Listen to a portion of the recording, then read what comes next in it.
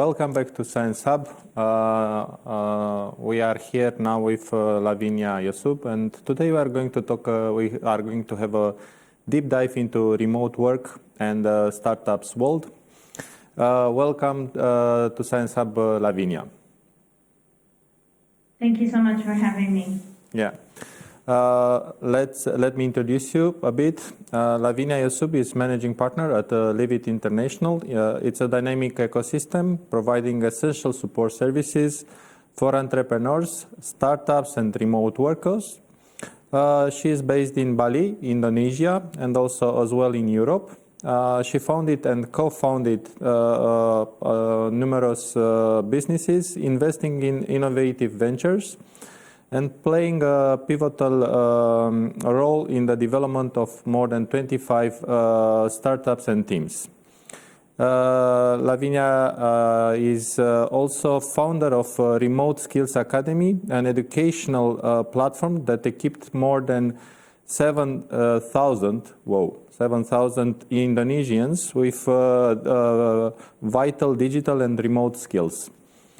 Also, Lavinia is one of the top future work through leaders and remote innovators globally in 2023, and is also in the same time angel investor. Welcome once again to Science Hub, and I hope that you are going to share with us a lot of knowledge that you have, and also your experience in Asia.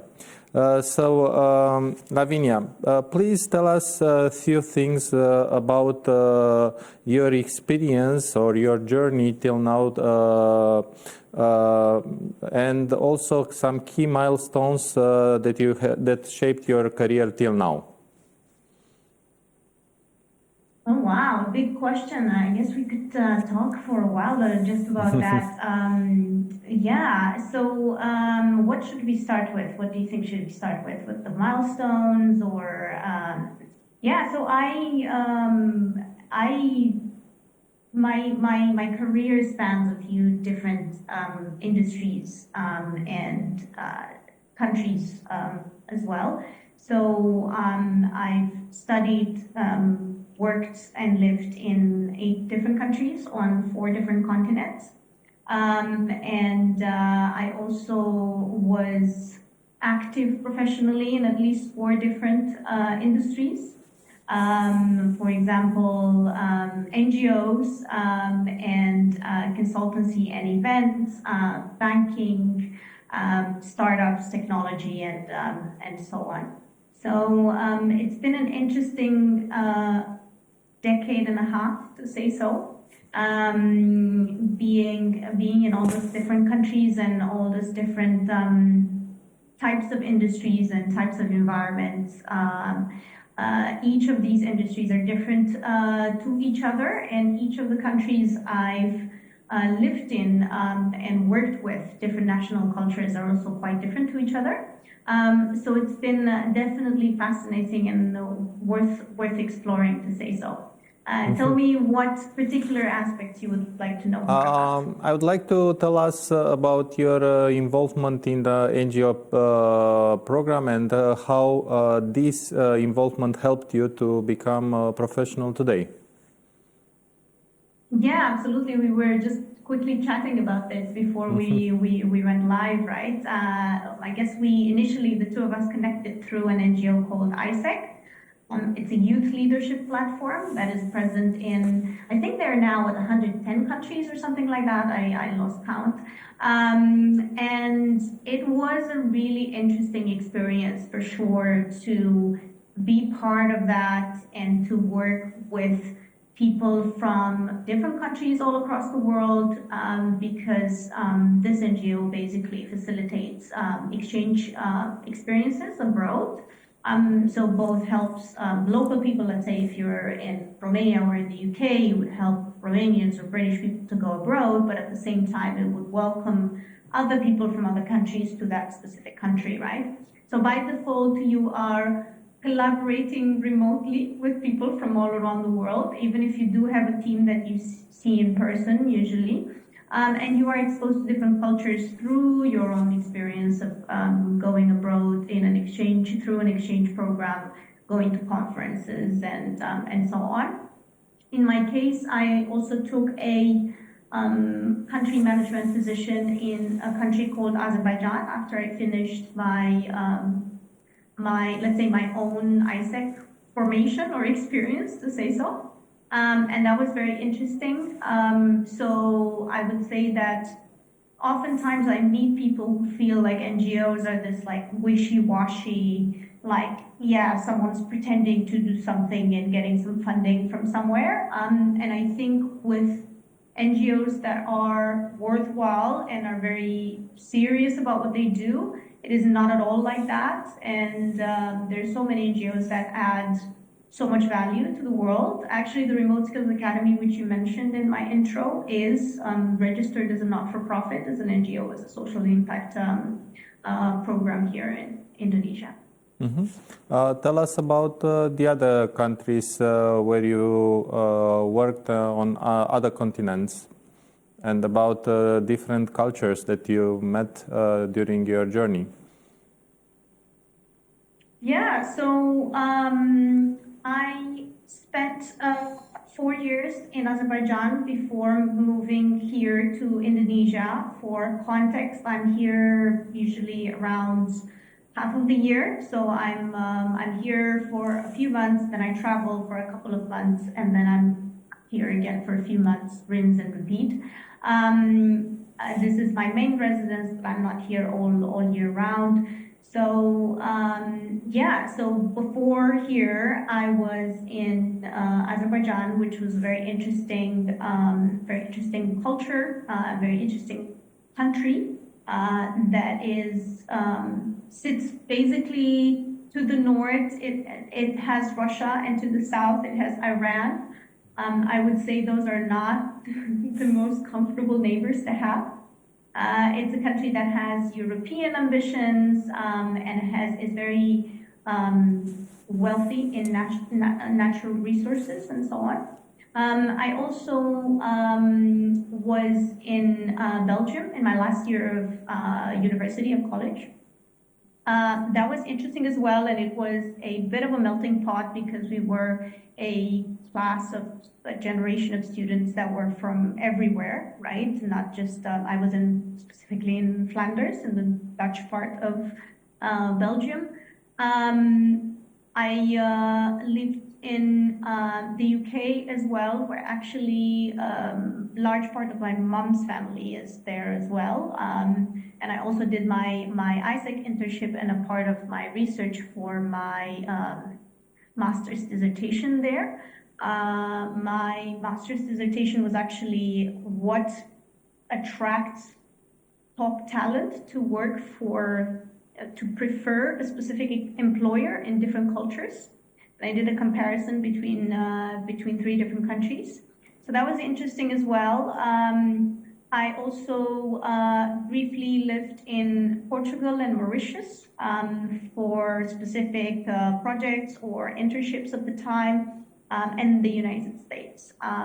So I think that would bring us to about 8. Mm-hmm. I've also visited about 40 other countries. So at this point, it's kind of easy to lose track, actually. Yeah.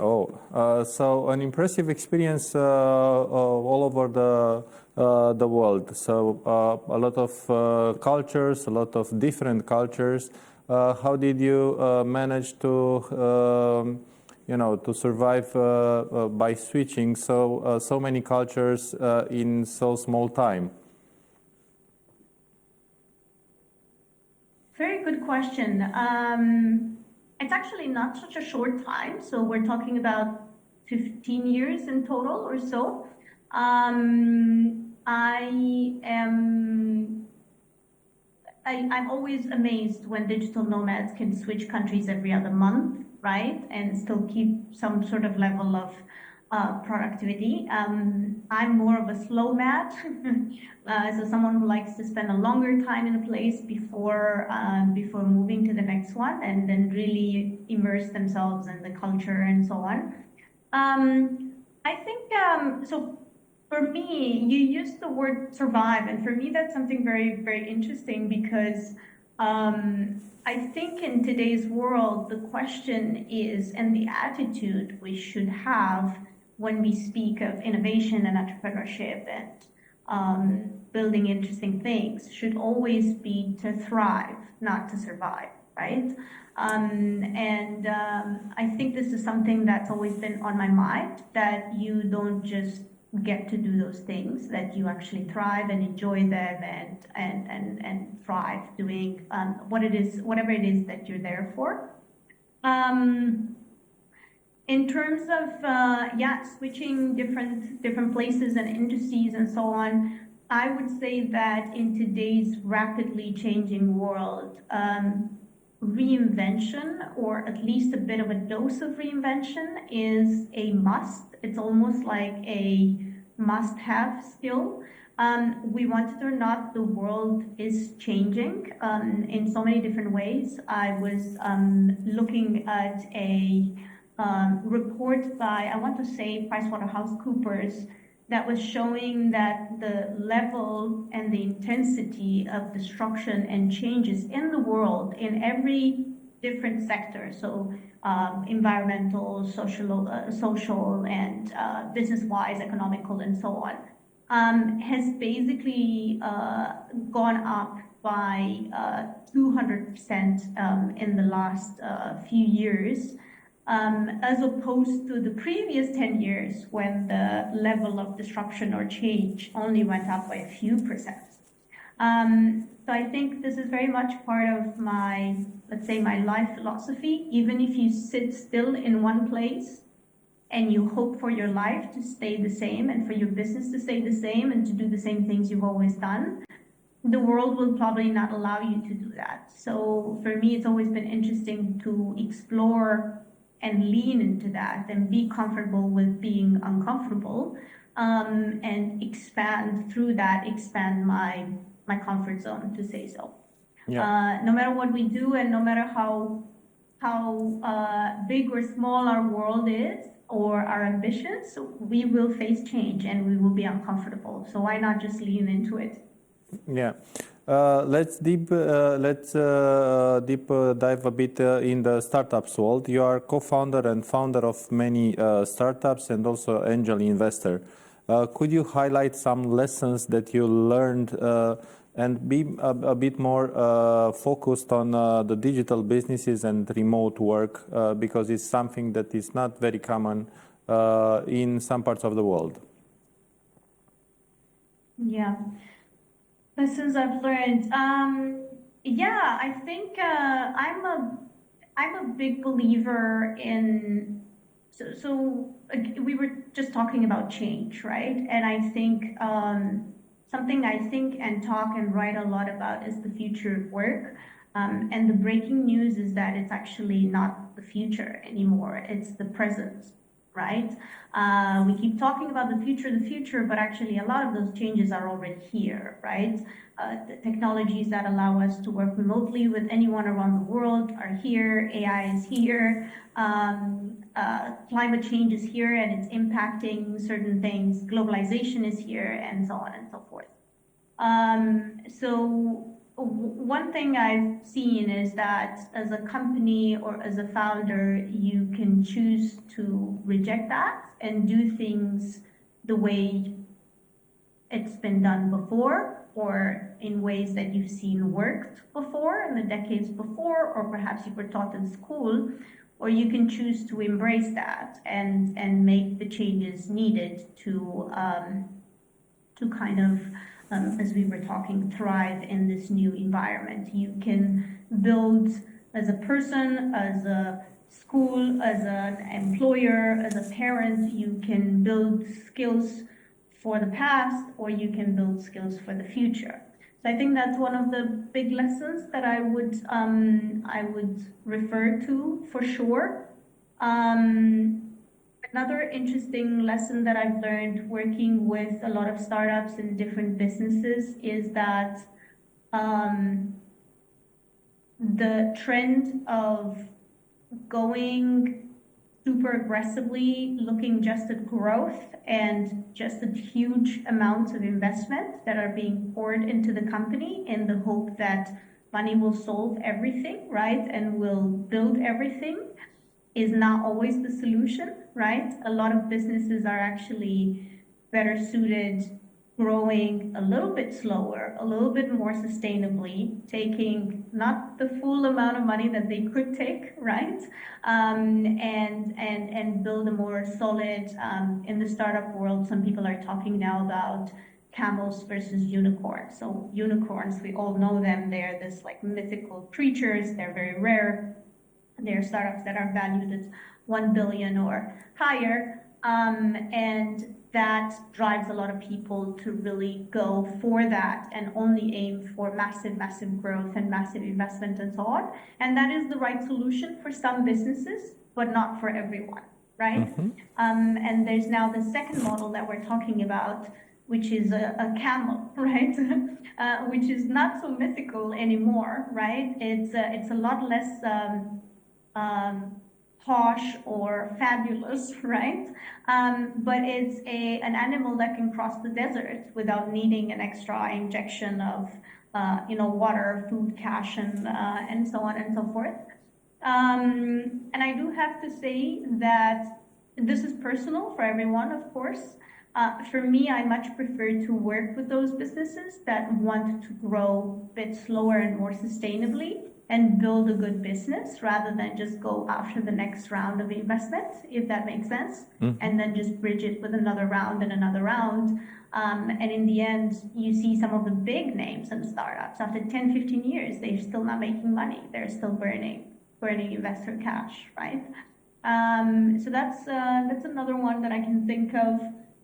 I'm also a very big proponent of culture first. I really, really believe that if you build a culture that is nurturing for people, that allows space for innovation, for autonomy, for creativity, and for a lot of personal responsibility, you can go a very long way, and you are not so fragile as a business, right?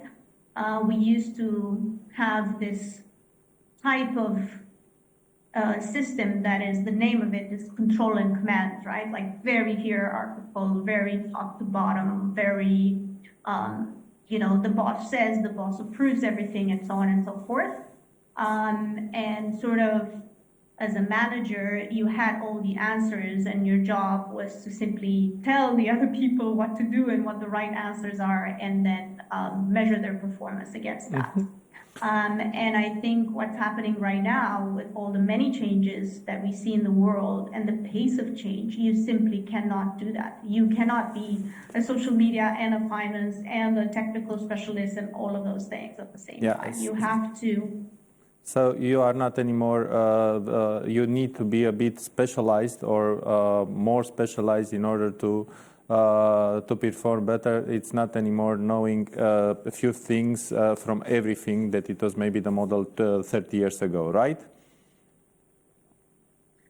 Yes, that as well. My point is that as a leader, as a manager, you cannot have all the right answers anymore. So you have to build trust. You have to build autonomy in your teams, especially in the world of innovation, startups, and so on and so forth. Maybe if you're running an old school factory or, I don't know, some kind of bureaucratic organization or some kind of, I don't know, oil company that will probably be, working the same until we all switch to alternative energies and leave them behind, right?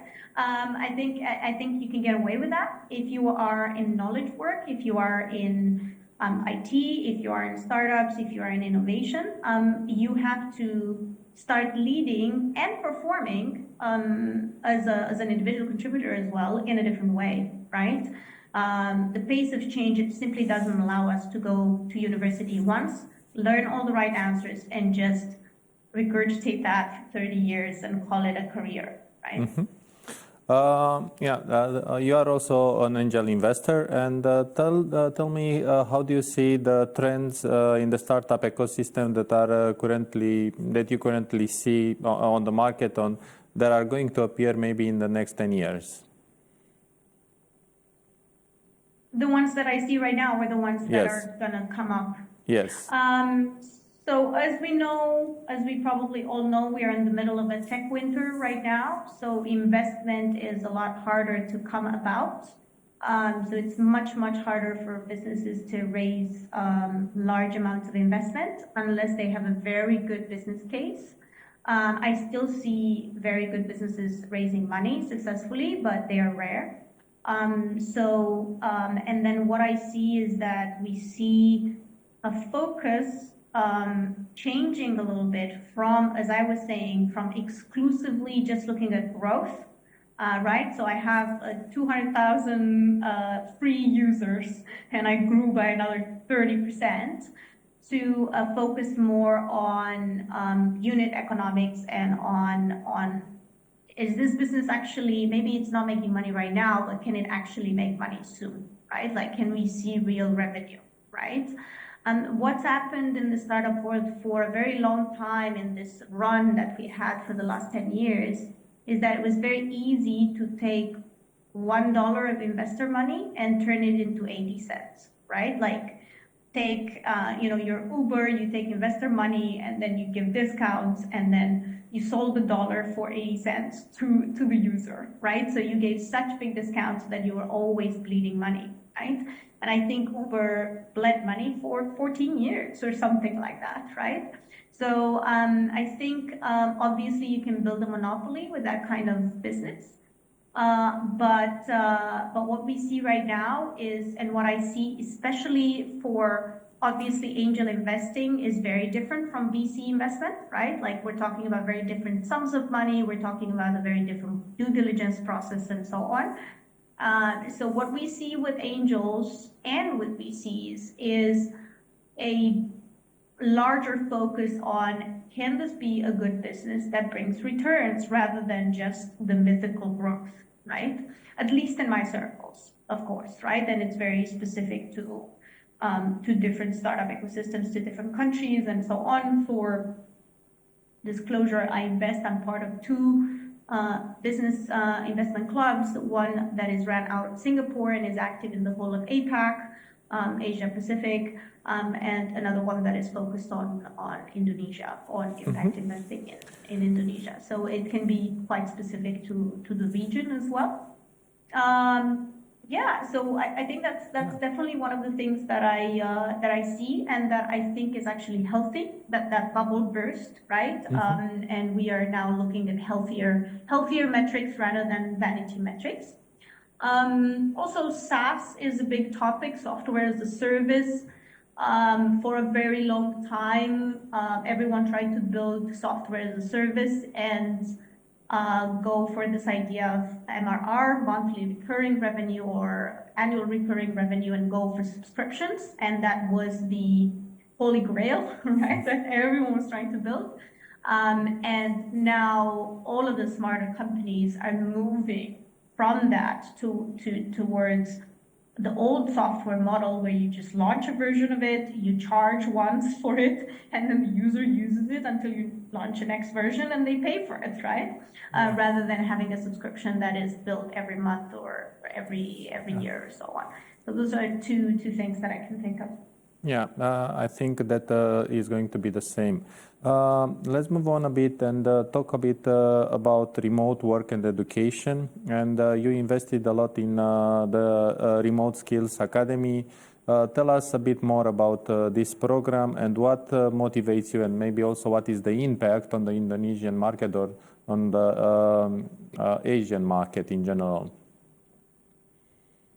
Yeah, sure. So the Remote Skills Academy actually started from my frustration of sensing a big gap between, so about 6-7 years ago, Bali became the global #1 destination for digital nomads, right? Like, anyone who's a digital nomad at some point did a stint in Bali for at least a few months, right?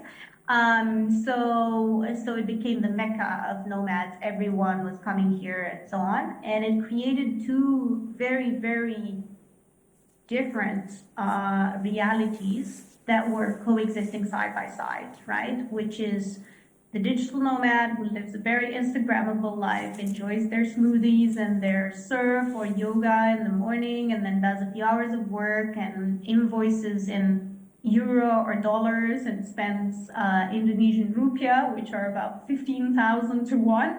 So you can imagine the parity, right? And the others who don't know how to work remotely, so they are dependent on jobs around them, right? Like 5 kilometers around where you live, and it's usually a very physical job. It's in hospitality, you work long hours, it's inflexible. And then being on the ring of fire, oftentimes a volcano erupts, or there's a tsunami alert, or there's COVID, and so on, and all the jobs disappear, right? So I was like, it's very, very interesting to see this two realities in juxtaposition, right? Like literally in the same place, few meters apart, right, from each other or working in the same place. So I was like, okay, there is no remote work and digital work academy or university. Nobody taught the digital nomads how to do this, right? Like no one taught those of us who do that, how to do it. So that means it shouldn't be that hard to teach that or to offer that chance for upskilling to the others, right, that don't have that privilege for now. So that was the initial thought, and initially I started it with a very small cohort for the Balinese, and it just so happened that we launched we launched promotion the month before COVID started. So end of February 2020. And then in the next few weeks, the world changed completely, right?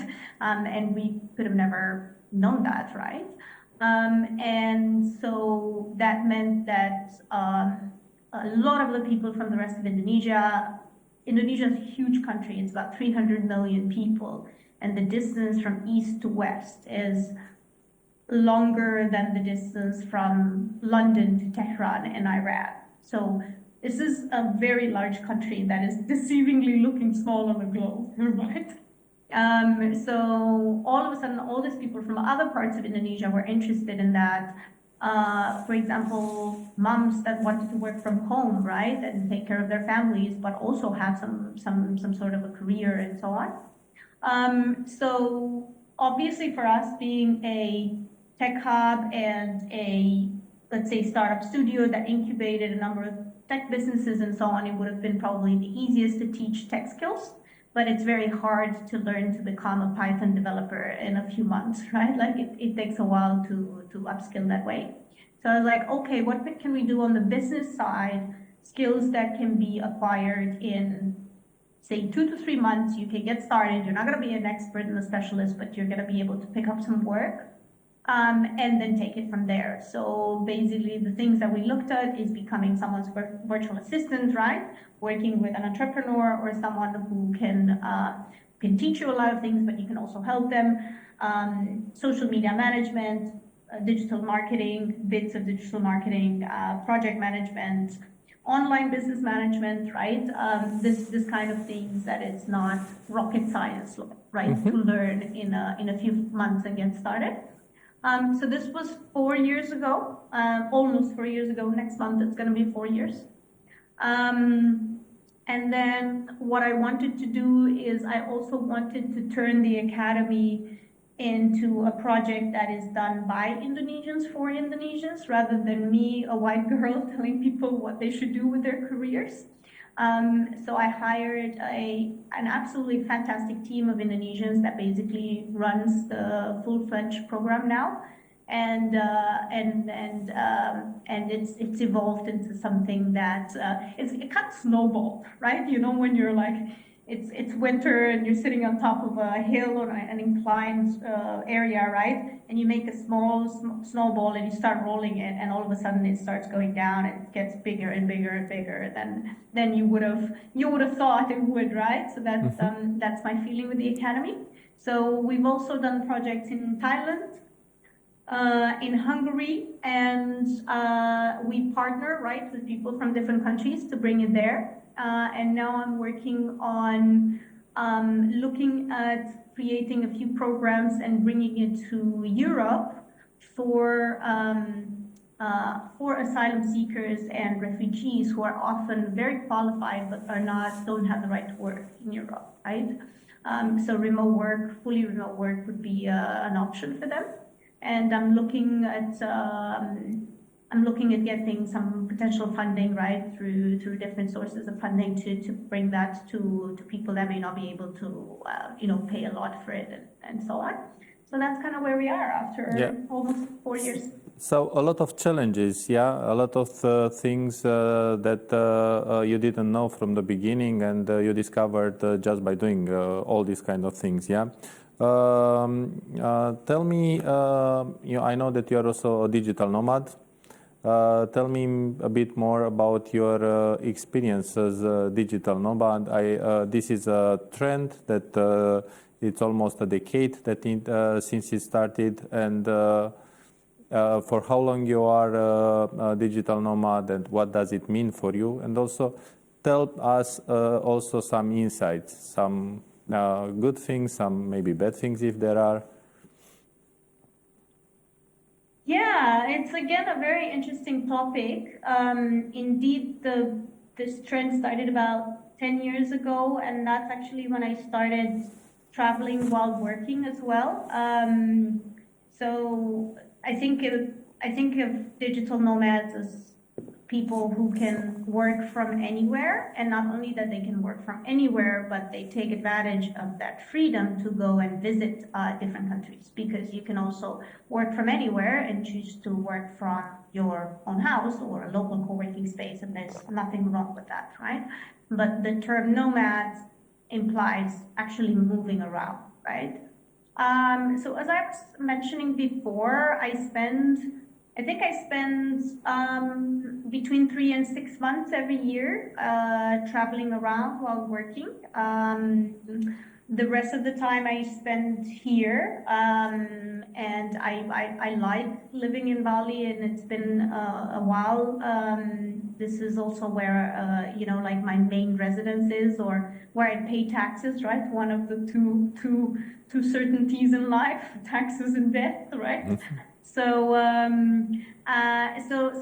for me, as I was saying before, I'm a bit of a slow mat, so I like to be in a place and have my routines, and I run a few different companies, a number of different projects. I have a sizable team, so I'm not someone who can just, who's perhaps making passive income from drop shipping or something like that. It can just check into some things in the morning from a coffee shop and then move on. I like to have a productive routine, right, where I'm able to be in a good space with a good Wi-Fi and so on. Meet interesting people. That sometimes can be an Airbnb or a hotel even.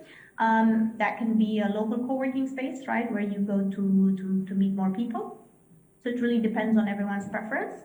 I know that some people also really like moving around a lot, right? So just being in different coffee shops, even at the airport, train station, and so on. I have done this long enough to no longer enjoy that. So I used to do this in my first years being a digital nomad, and now I don't really want to do that. If I have a day of travel, I don't actually want to be working from the airport. I'm just gonna, take the day off, check in once to see if there's anything urgent, and simply travel and get over jet lag and recover and so on, and then set up my nice routine as I was saying. But these are, of course, very personal preferences. What we really see right now, those of us who are OGs in the space, to say so, what we see now is that a lot more of the digital nomads, most of the digital nomads used to be self-employed, so either ran their own business or they were freelancers. And now this newer wave of digital nomads is usually employed by someone else. I was actually just chatting with another owner of a co-working space here in Bali, on the other side of the island recently, and we were saying that we see this trend where people work rigid schedules, right? Like they work certain times and they may have to work European times when they are in Bali, which means the whole evening they're in front of a computer, right? They also make more money because they're sustainably employed, right? So they're happy to spend more money as opposed to someone who is a freelancer, perhaps on a bit of a budget for, and so on. So there's some very interesting changes now in what is defined as digital nomads. There are also a lot of people who don't like to identify as digital nomads. They just say, I'm a remote worker, or I'm a location-independent professional, or location-independent entrepreneur, and so on. There's been a little bit of a, not negative, but a certain type of connotation when you talk about digital nomads at some point. So that was also interesting to watch. But yeah, these are some things that I see in terms of digital nomadism. Tell me, what challenges did you face as digital nomad? Things that were hard at the beginning, but maybe after that it was they were easier to be understanding, and maybe why people are not joining the digital nomad revolution. Very good question. So I think in the beginning, when you're a new digital nomad, you make a lot of, call them mistakes, but you experiment a lot and you learn how you work best and what you need, right, to be productive and so on. Something I see with a lot of digital nomads is that they get really distracted. So they sometimes arrive somewhere and there's a lot of, like at the co-working space, there's a lot of community activities, or there's so much to see because it's a new place, right? And then you start getting distracted and you don't get into a good work routine. The challenge is very real, right? Like you're in a new place because you wanted to see it. There's so much to do. There's so much to see. It's very easy to just procrastinate, right? And then wake up doing your most important work at 10 p.m. when you're super tired and you have no juice left, right? So I would say that's one. For me, it was hard in the beginning to disconnect, like just to take days off, right? Just like you would in a normal job, like, and just be off. I learned to do that, and I really prefer to have unplugged or disconnected days. I also have the luxury of having an amazing team that, if clients need something and partners need something, they don't always depend on me.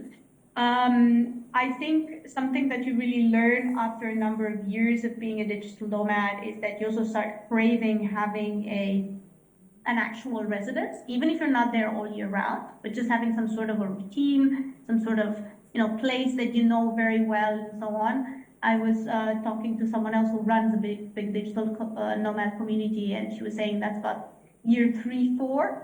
I very much agree with that, right? It's like the novelty wears off. I think another big challenge is to convince your clients, partners, or employers that you are actually seriously working, right? And that you will deliver what needs to be delivered. People are always worried about data privacy and internet connection. Is it going to be reliable, right? What's going to happen, right? Who else is going to be in the space when we're talking about confidential things and so on. So there's a lot of concerns like that. But it really depends on your line of work and who you work with, who are your clients, and so on. I think another thing is really revisiting this idea of boundaries. It's very easy, not only for digital nomads, but for remote workers in general, as the entire world discovered during the pandemic. It's very easy for all the boundaries to blur, right? Like you're never really, like you live at work and work where you live, right? Yeah. So it's very easy for everything to blur in together, and to always be on, always be kind of doing things, and never really fully disconnecting. I think that's also a process that a lot of nomads go through to develop those boundaries, right? And how to enforce them. Because if you don't, and especially if you take on a lot of work, you're headed straight to burnout town, right? And I've seen people getting very drastically burnt out in the startup world and in the remote world, right?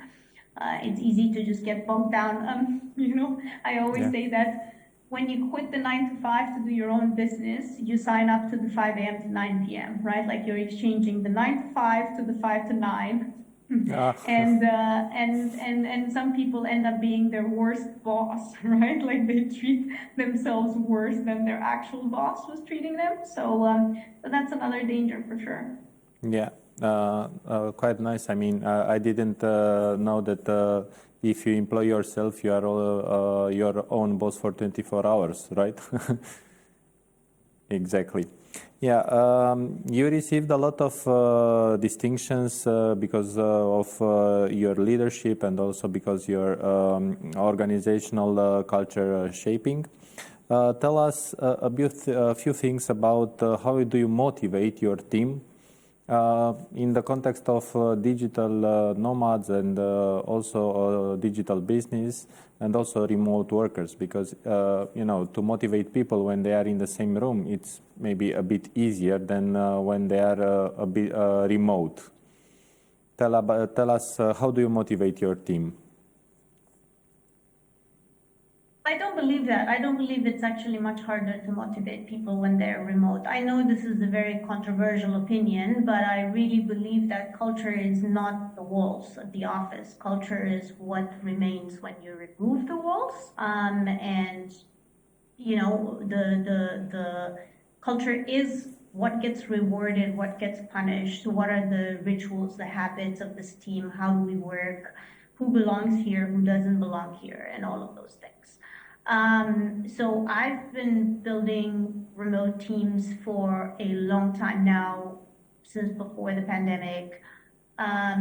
There is a big conference called Running Remote for people who run remote teams, which is now very mainstream and very big, which is a good thing. It happens every year. It's going to happen in Lisbon in a few months.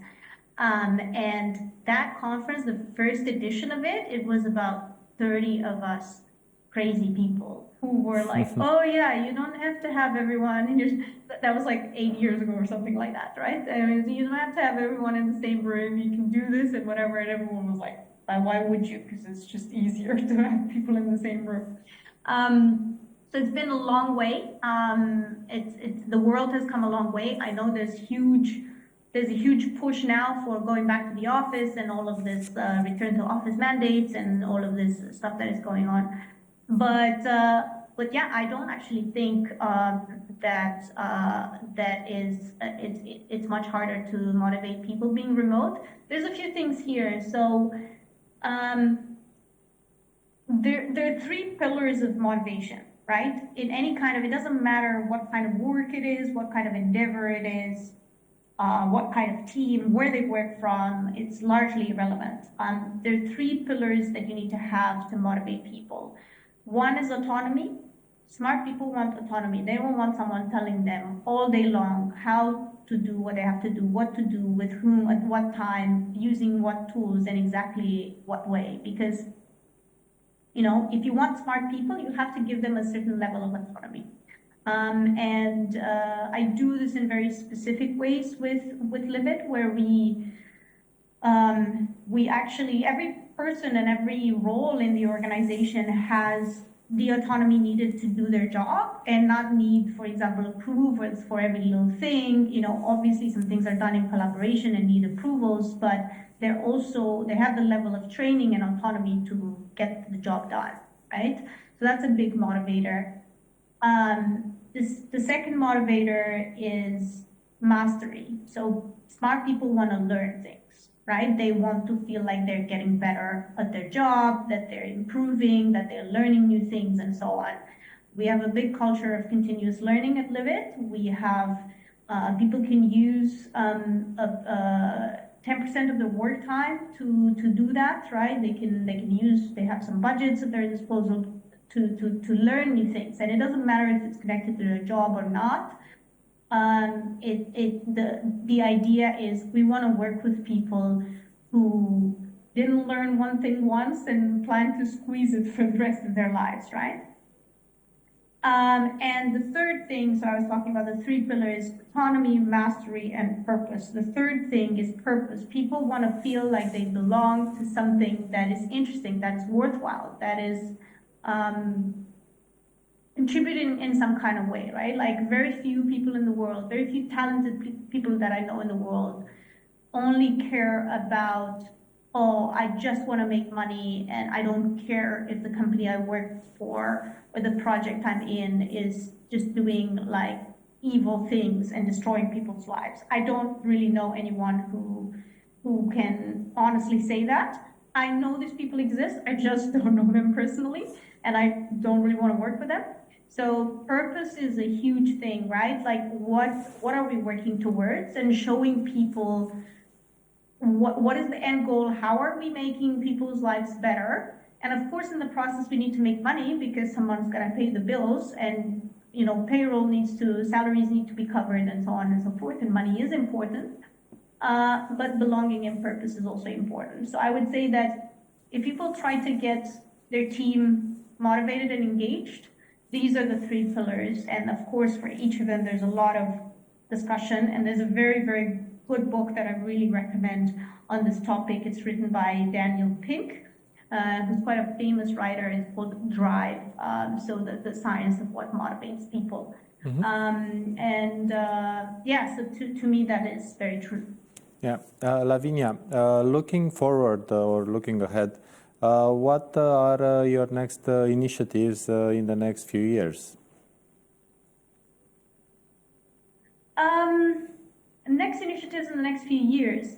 Again, this is going to be controversial. I don't plan years ahead because I think any planning in the world we live in and in the kind of industries I'm active in, any further planning than a couple of years is largely a work of fiction, right? I know people who spent months planning their finances and their exact next steps in 2019, right? And we all know what happened. I know a lot of people who were invigorated by what happened in the startup world in 2021 and 2022 when everyone was getting investment, everything was growing like mushrooms everywhere, and they overplanned, overemployed, overstretched, and now are in a bad place, right? So for me, I think it's good to have goals and to have intentions and to have ideas of what it is that you want to do. I don't believe in planning more than a few quarters in advance and so on. Again, I know this is a controversial opinion, and a lot of people do like to get that feeling of certainty, spending time, laying things out for a few years and so on. I'm not one of them. I know what are the causes and what are the things I want to contribute to. I don't have specific plans. If you ask me, where are you going to be in 3 years from now, or where would you want to be in 3 years from now? I don't know, and I'm comfortable with that, right? So obviously, I do have goals. I do have ideas. We know that we want to do more of what we do right now and do it well, right? We know that we want to help a lot more startups grow. We know we want to have a thriving community here in Bali at our innovation hub and build amazing businesses with them, right? Not just have a good time. We know we want to educate a lot of people, upskill, reskill people, and help them transition to the future of work. So I do have these directions, right, of where I want to go, but I don't have exact plans. I will also have a small little dream in the pipeline. I would love to do something in Transylvania. I own the ruin of an old manor, a 400-year-old manor there that I would love to turn into a vacation or entrepreneurial kind of hub or something at some point. But yeah, that's also something like in the backlog, to say so, and the time will come for that. Those are kind of a few directions. Yeah. As a last thing, I would really like to ask you, what book do you recommend us that maybe helped you to understand the startup world and the remote work much better that you already told us till now? One book. One book. Or two. It's a hard one. Mm-hmm. Or two. It's a hard one, but one that really definitely comes to mind is I don't know if you know the guys from Basecamp. Basecamp is the company that actually they're called 37 Signals or something like that. The They legal name of the invented company. Ruby on Rails. Ruby on Rails. They produce the Basecamp software, which is loved by many in project management. They also launched Hey email recently, which I know some people really like to use.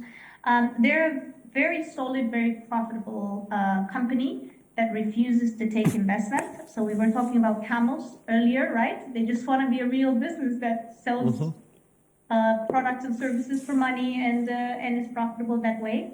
And the founders of that company wrote a number of really, really good books. One of them is called It Doesn't Have to Be Crazy at Work.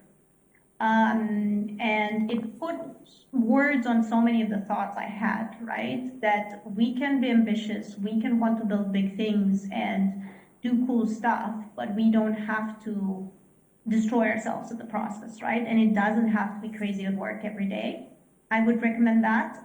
Remote work, literally it's called Remote Work, is one of also one of the books they wrote, and it's in a way the Bible of remote work. It lays out a lot of really interesting principles around that. Okay. Running remote is also another one when it comes to that. So those are Lavinia, a lot of good knowledge. I mean, a lot of resources and a lot of new ideas for the entrepreneurs that are watching us. Thank you very much. It was a really nice pleasure to meet you again after so long time, and I hope that you also enjoyed this talk at Science Hub. Thank you very much, Lavinia. Thank you for having me, and I look forward to connecting with some of your listeners if they feel like reaching out and hearing from them. And good luck with the show and everything else you have in the pipeline. Yeah. Thank you very much. See you. Good luck.